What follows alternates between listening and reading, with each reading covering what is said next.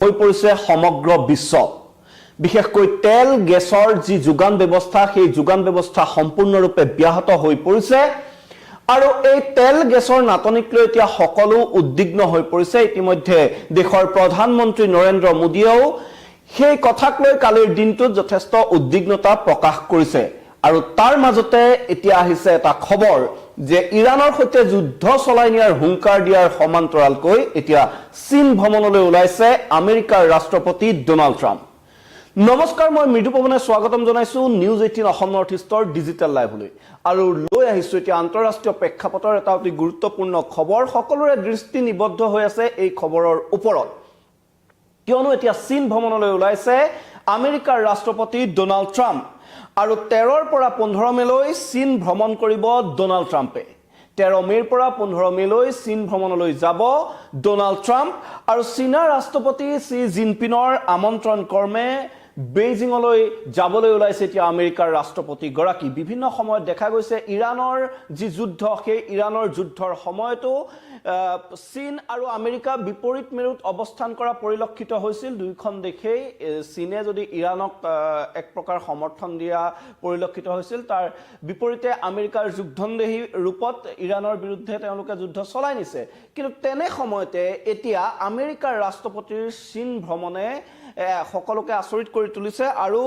C জিনপিঙৰ আমন্ত্ৰণ ক্ৰমে এতিয়া চীনলৈ যাবলৈ সাজু হৈছে ডোনাল্ড ট্ৰাম্প আৰু 2017 চনৰ পিছত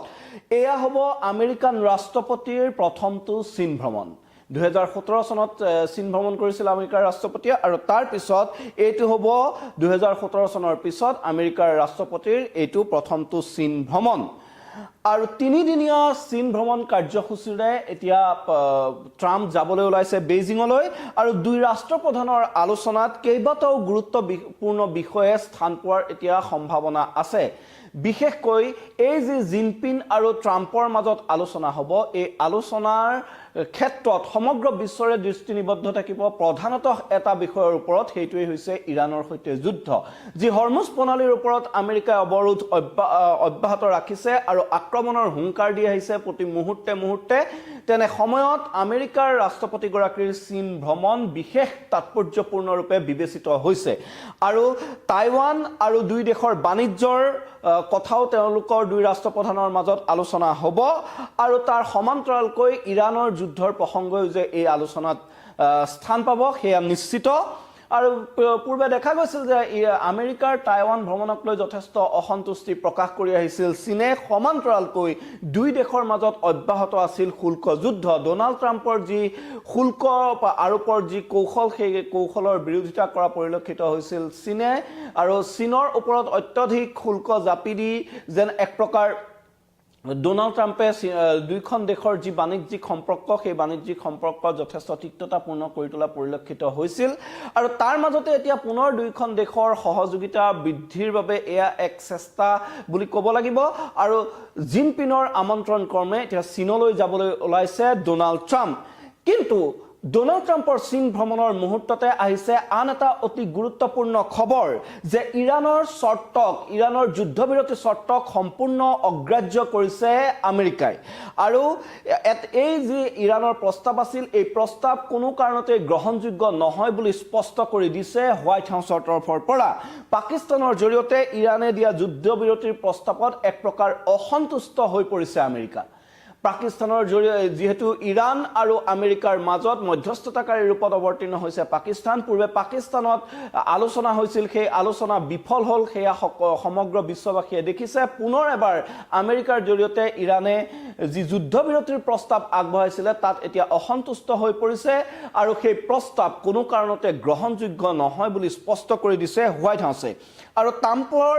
এই কঠোৰ স্থিতিৰ পিছতে এতিয়া বিশ্বৰ বজাৰত খাৰুৱা তেলৰ আৰু গেছৰ মূল্য বৃদ্ধিৰ আশংকা প্ৰবল হৈ পৰিছে। যিহেতু হৰমুজ প্ৰণালী অৱৰোধ কৰি ৰাখিছে, যি খাৰুৱা তেল আৰু গেছৰ যোগান ব্যৱস্থা সমগ্ৰ বিশ্বত এক প্ৰকাৰ ব্যাহত হৈ পৰিছে আমেৰিকাৰ এনে অৱৰোধৰ ফলত আৰু আমেৰিকাৰ এই যুদ্ধৰ ফলত। তাৰ পিছতে এতিয়া ট্ৰাম্পৰ কঠোৰ স্থিতিৰ পিছত যি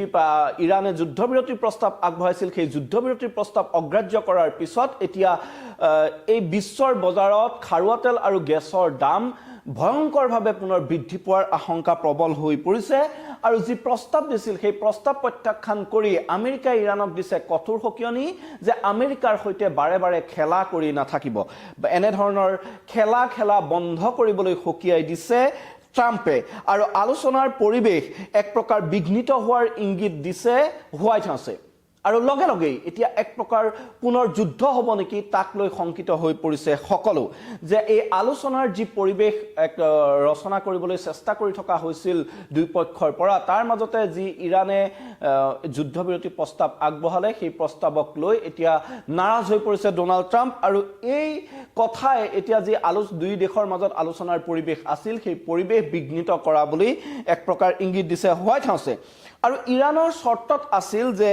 নিষেধাজ্ঞা প্ৰত্যাহাৰ কৰাত ইৰাণৰ বিৰুদ্ধে যি নিষেধাজ্ঞা প্ৰত্যাহাৰ কৰা হৰমুজ প্ৰণালী খুলি দিয়া আৰু তাৰ সমান্তৰালকৈ লেবাননত যুদ্ধ বন্ধ কৰাৰ প্ৰস্তাৱ দিছিল ইৰাণে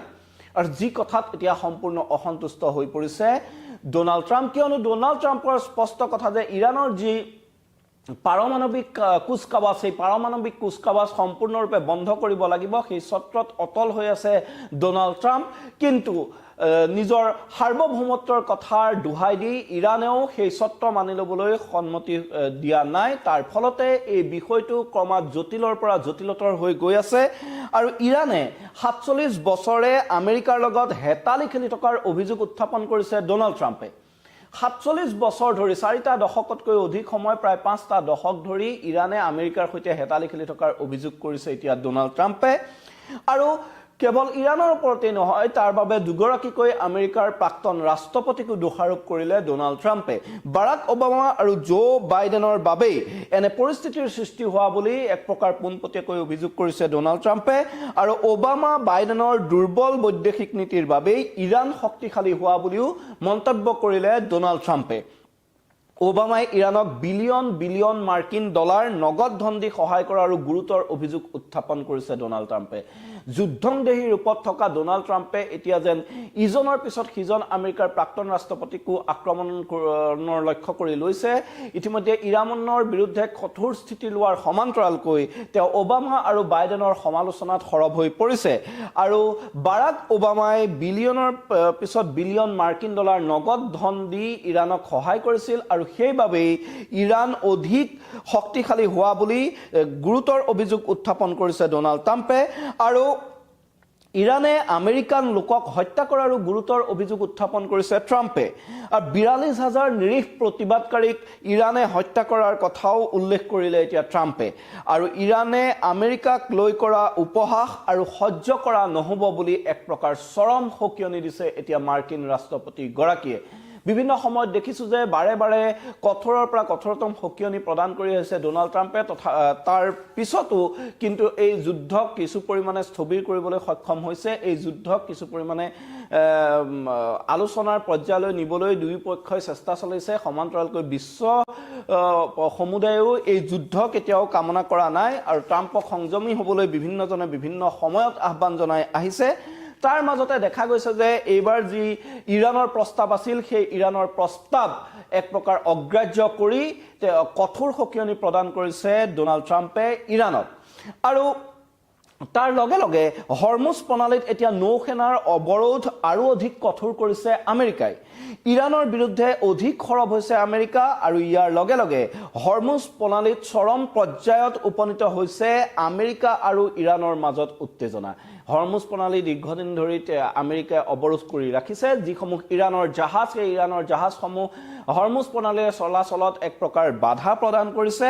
আৰু প্ৰায় ৫৮খন বাণিজ্যিক জাহাজ ইৰাণৰ পৰা অহা ৫৮খন বাণিজ্যিক জাহাজৰ গতিপথ সলনি কৰিবলৈ বাধ্য কৰাইছে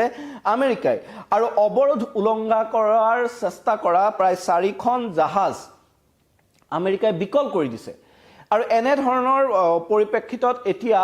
ইৰাণত এক প্ৰকাৰ হাহাকাৰ পৰিস্থিতিৰ সৃষ্টি হৈছে বুলি দাবী কৰিছে মাৰ্কিন ৰাষ্ট্ৰপতি ডোনাল্ড ট্ৰাম্পে এই যি ইৰাণৰ বিৰুদ্ধে অৱৰোধ আছে ইয়াৰ ফলত দৈনিক ৫০০ মাৰ্কিন ডলাৰ 500 বিলিয়ন মাৰ্কিন ডলাৰৰ লোকচানৰ সন্মুখীন হোৱা বুলি অভিযোগ উত্থাপন কৰিছে ডোনাল্ড ট্ৰাম্পে যে ইৰাণক, আৰু ইৰাণত এক প্ৰকাৰ এনেদৰে অৱৰোধ কৰি বহ কৰাৰ চেষ্টা অব্যাহত ৰাখিছে ডোনাল্ড ট্ৰাম্পে। কিন্তু ইৰাণেও এক প্ৰকাৰ নাচুৰ বান্দা হৈ আছে। তেওঁলোকে আমেৰিকাৰ যি প্ৰস্তাৱ, সেই প্ৰস্তাৱ পঞ্চাতে মানি ল'বলৈ তেওঁলোকে অগ্ৰাহ্য কৰিছে আৰু আমেৰিকাকো প্ৰবল আক্ৰমণৰ ভাবুকি প্ৰদান কৰিছে ইৰাণৰ যি সেনা আছে সেই সেনাই। আৰু হৰমুজ প্ৰণালী সম্পূৰ্ণৰূপে বন্ধ কৰি দি আমেৰিকাৰ জাহাজৰ ওপৰত কঠোৰতম আঘাত হনাৰ এতিয়া সকিয়নি দিছে ইৰাণৰ ফালৰ পৰাও। আৰু ইয়াৰ ফলতে এতিয়া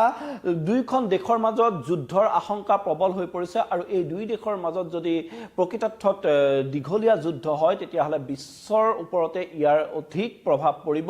আৰু ভাৰততো যে ইয়াৰ অধিক প্ৰভাৱ পৰিব সেই কথা ইতিমধ্যে প্ৰধানমন্ত্ৰীগৰাকীয়ে কালিৰ দিনটোত স্পষ্ট কৰি দিছে। তেওঁ এক প্ৰকাৰ যি খাৰুৱা তেল ইন্ধন ব্যৱহাৰ কৰা গাড়ী আদি চলাবলৈ তেওঁ মানা কৰিছে দেশবাসীক। তাৰ সমান্তৰালকৈ দেশৰ স্বাৰ্থতে যদি মেট্ৰ' থকা চহৰত মেট্ৰ' ব্যৱহাৰ কৰিবলৈ কৈছে, ইলেক্ট্ৰিক কাৰ ব্যৱহাৰ কৰিবলৈ কৈছে। এই যি খাৰুৱা তেলৰ ওপৰত ভাৰতৰ যি ডিপেণ্ডেঞ্চি আছে সেই ডিপেণ্ডেঞ্চি ৰোধ কৰাৰ বাবে এনেধৰণে কালিৰ দিনটোত প্ৰধানমন্ত্ৰীয়েও দেশবাসীক যথেষ্ট আহ্বান জনোৱা পৰিলক্ষিত হৈছে। বহুকেইটা বিষয়ত প্ৰধানমন্ত্ৰীয়ে আহ্বান জনাইছে, আৰু তাৰ মাজত কিন্তু পৰিস্থিতি অধিক বেয়াৰ দিশলৈহে গতি কৰা এতিয়া আজি দিনটোত পৰিলক্ষিত হৈছে। যিহেতু ইৰাণৰ যি যুদ্ধবিৰতি প্ৰস্তাৱ আছিল সেই প্ৰস্তাৱ অগ্ৰাহ্য কৰিছে, ইৰাণক কঠোৰ সকিয়নি প্ৰদান কৰিছে ট্ৰাম্পে, যিকোনো মুহূৰ্তত আক্ৰমণ হ'ব পাৰে। আৰু ইৰাণৰ যি ইছলামিক ৰিভলিউচনাৰী গাৰ্ড কৰ্পছে তেওঁলোকেও ঘোষণা কৰিছে যে যদিহে আমেৰিকাই অৱৰোধ বন্ধ নকৰে তেন্তে তেওঁলোকে হৰমুজ প্ৰণালী সম্পূৰ্ণৰূপে বন্ধ কৰি দিব আৰু আমেৰিকাৰ যুদ্ধ জাহাজৰ ওপৰত ভয়ংকৰ আক্ৰমণ চলাব। আৰু দুই পক্ষৰ মাজত এক যি অস্থায়ী যুদ্ধবিৰতি চলি আছিল সেই যুদ্ধবিৰতিৰ মাজতে কিন্তু দেখা গৈছে ড্ৰোন আক্ৰমণ হৈছে আৰু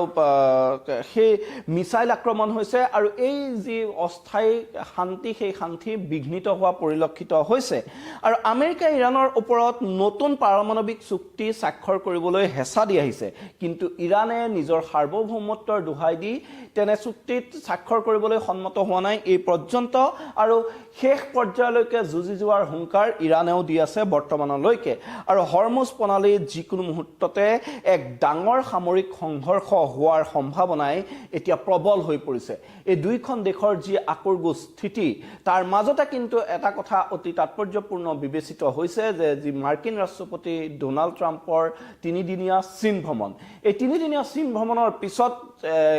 কিছু সিদ্ধান্ত সলনি হয় নেকি, ডোনাল্ড ট্ৰাম্পৰ কিছু সিদ্ধান্ত শিথিল হয় নেকি, বা ইৰাণৰ যি আকোৰগোজ স্থিতি সেই আকোৰগোজ স্থিতিও কিছু শিথিল হ'ব নেকি, তাৰ ওপৰত এতিয়া সমগ্ৰ বিশ্ববাসীৰ দৃষ্টি নিবদ্ধ থাকিব। কিন্তু তাৰ মাজতে যিহেতু ইৰাণৰ প্ৰস্তাৱ অগ্ৰাহ্য কৰিলে আমেৰিকাই, আৰু এতিয়া হৰমুজ প্ৰণালীত দুই দেশৰ মাজত সামৰিক সংঘৰ্ষ হোৱাৰ যি সম্ভাৱনা সেই সম্ভাৱনা প্ৰবল হৈ পৰিছে, আৰু যি কথাই এতিয়া সমগ্ৰ বিশ্বকে চিন্তিত কৰি তুলিছে। কি হ'ব ইয়াৰ পৰিণাম, এতিয়া সকলো উদ্বিগ্ন হৈ পৰিছে। আৰু তেল গেছৰ যি যোগান ব্যৱস্থা সেই যোগান ব্যৱস্থা হৰমুজত এনেধৰণৰ দীঘলীয়া আৰু ভয়ংকৰ তীব্ৰতৰ যুদ্ধ হ'লে সম্পূৰ্ণৰূপে ব্যাহত হৈ পৰাৰ আশংকা আছে, আৰু তাৰ ফলতেই এতিয়া সমগ্ৰ বিশ্ব অতিকে শংকিত হৈ পৰিছে। সকলোৰে দৃষ্টি এই বিষয়টোৰ ওপৰত এতিয়া নিবদ্ধ আছে, আৰু আমি অপেক্ষা কৰিব লাগিব হয়তো আৰু কেইটামান দিন যে এই যি যুদ্ধ ট্ৰাম্পে আৰম্ভ কৰা এই যুদ্ধ কি পৰ্যায়লৈ যায়গৈ, তাৰ বাবে আৰু কেইটামান দিনৰ হয়তো অপেক্ষা কৰিব লাগিব বিশ্ববাসীয়ে। এই মুহূৰ্তত মই মৃদু পৱনে ধন্যবাদ জনাইছোঁ।